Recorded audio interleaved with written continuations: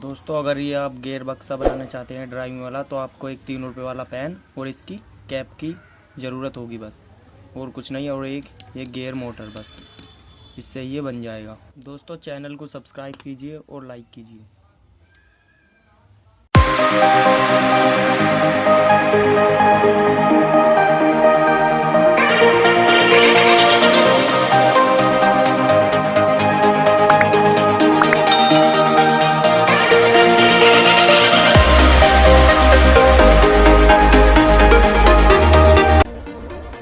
दोस्तों अब आपको इसमें 2 होल कर लेने हैं इस प्रकार, ऐसे।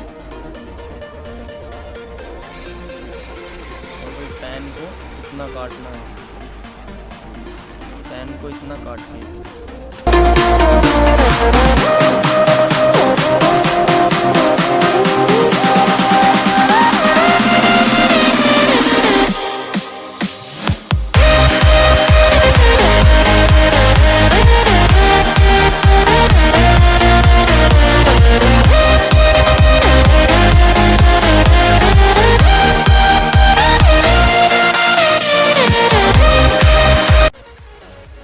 दोस्तों हमें चाहिए कील आधी कटी हुई, इसमें फ्रूटी का पाइप लगा देना है फिक्स, और इसे इसमें भरा देना है।